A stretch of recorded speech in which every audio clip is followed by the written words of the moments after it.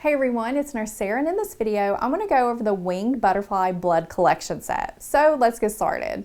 And whatever you use, you want to be familiar with your equipment. So let me quickly go over what I have here. Here I'm going to be using the winged butterfly, which you can tell by its appearance with its little wings. And I'm going to get any accessory that I need to use with this. So on your packaging, you always want to get familiar with your equipment because you can use different stuff to draw blood.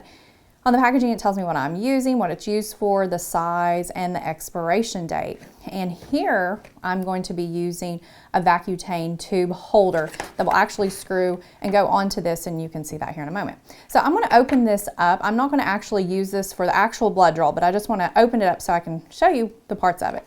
To open it up, you're going to find an arrow on your packaging. You're going to peel that back, just hold that, and then just peel it open. So let's look at these parts up close.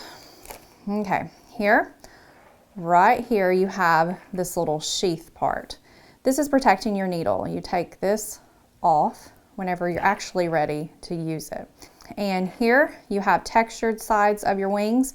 These are the sides you're actually going to hold whenever you're going to stick the patient.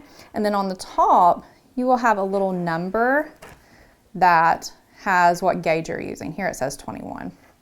Now, connected to this is some tubing. This is where the blood is actually going to draw down through, and it's going to go down through here. And this part is a gray little rubber stopper, but inside of it, it has a needle. See, right here. And this is what pierces your tube and allows the blood to flow down in it.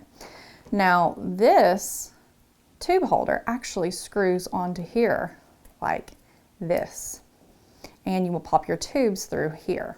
Now another part, one of the most important parts of it to prevent injury, I'm going to take this little sheath off so you can see how it works, is the little safety activation. Some of these have buttons that you would hit and it would retract the needle. This is a little bit different.